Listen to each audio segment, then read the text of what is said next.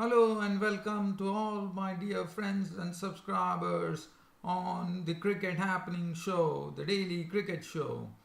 Well, on this Cricket Happening Show, it's an exciting beginning for England as England sees their first ever day night test match, which is going to be played tomorrow at Edgbaston.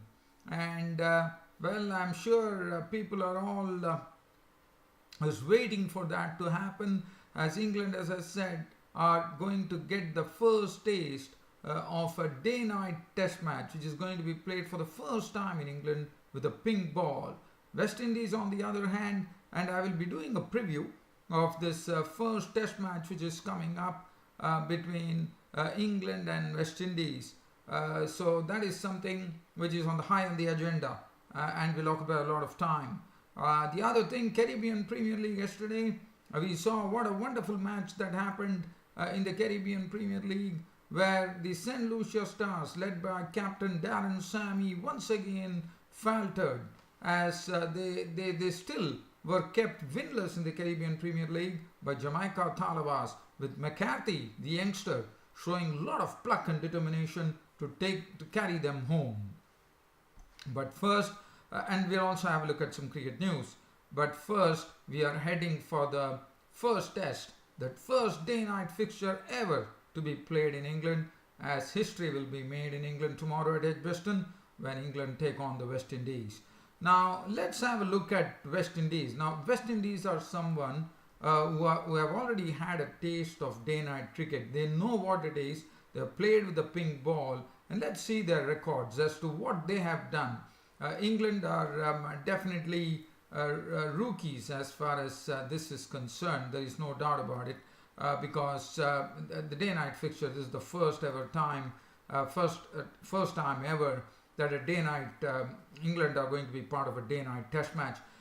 In the previous past, if you look at the day-night test fixtures that has happened, the first was played at the Adelaide Oval between Australia and New Zealand, and Australia wrapped it up in 3 days itself.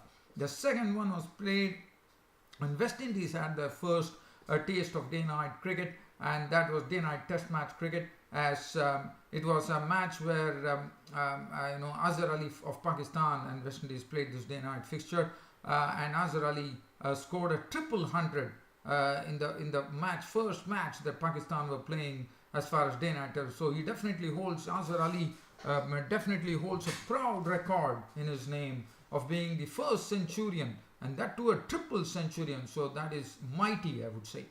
And also in Adelaide Oval, we know what a match what a match that happened between South Africa and Australia, and then one of the very, very exciting matches that happened. The last time a day-night test was played, it was at the Gabba in Brisbane, where Pakistan were chasing 490, and they came close to it. They only lost by 40 runs, but that was in December 2016, the latest one.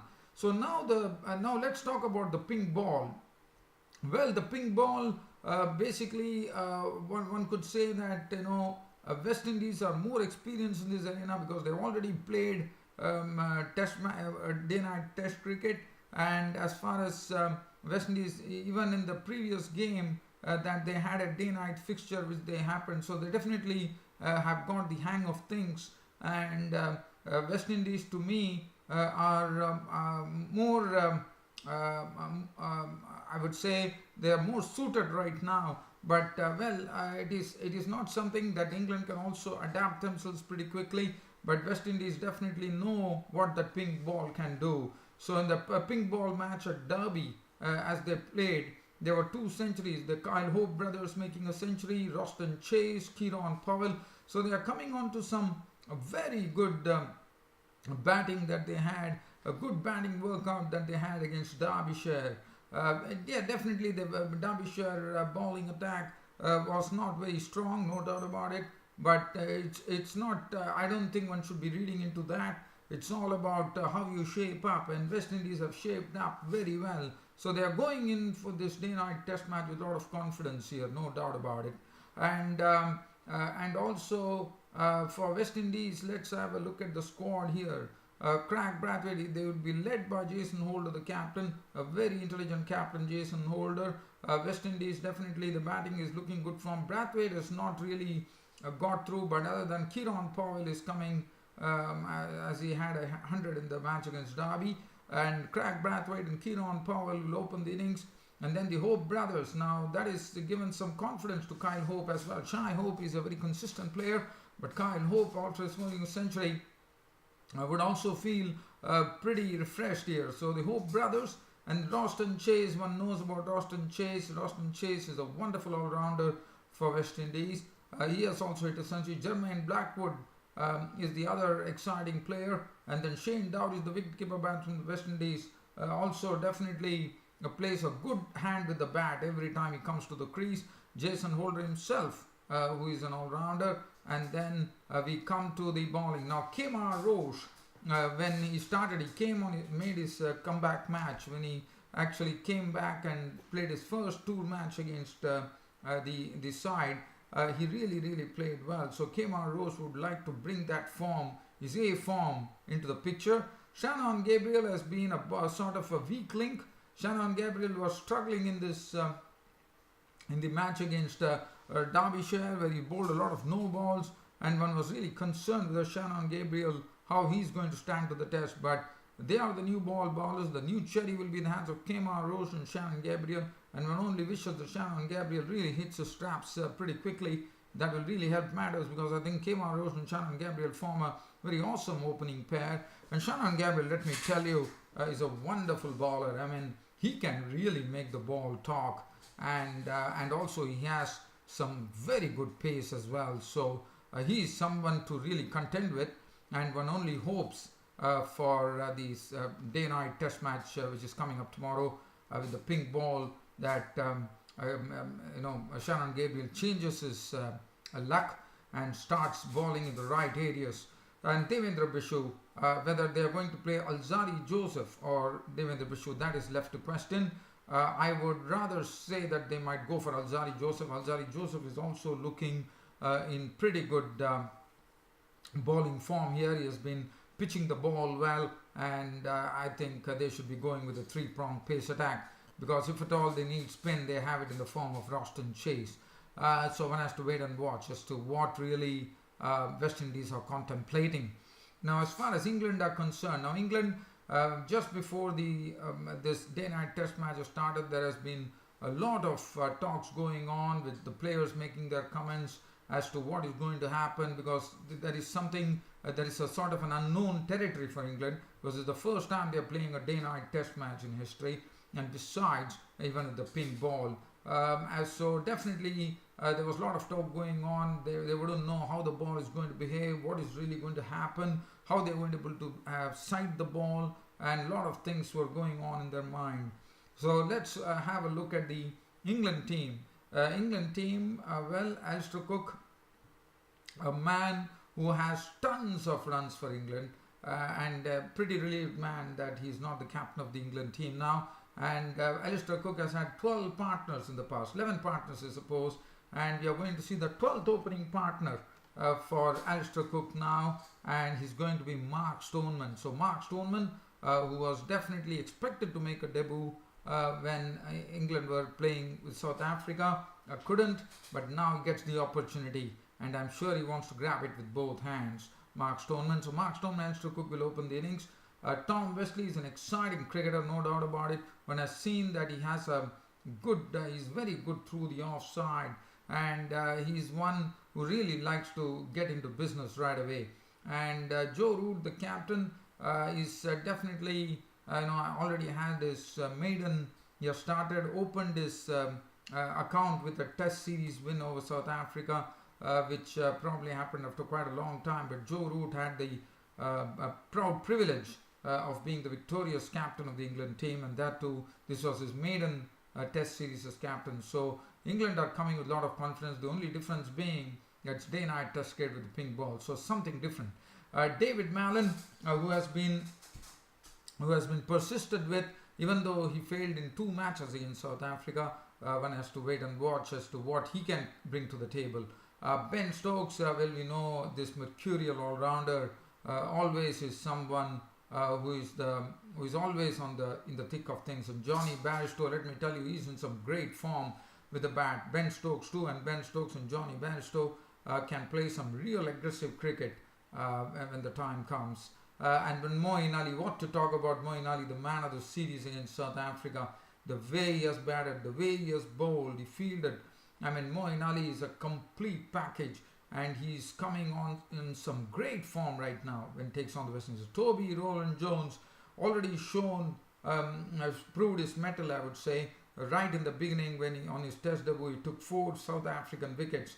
And as you know, South Africa are a much stronger team than West Indies, and Toby Roland Jones will be trying to keep it rolling here against the West Indians. And then the very prime opening pair, the pace opening pair of opening pace pair of Stuart Broad and James Anderson, who have lots of wickets in between them, and they would always be a tough nut to crack. And I think we are in for some real exciting cricket as far as the first test match of the series between England and the West Indies is concerned with the pink ball, the day-night test cricket. England playing for the first time, and England fans would be definitely enjoying this. As I said, England are having the first taste of day-night test cricket.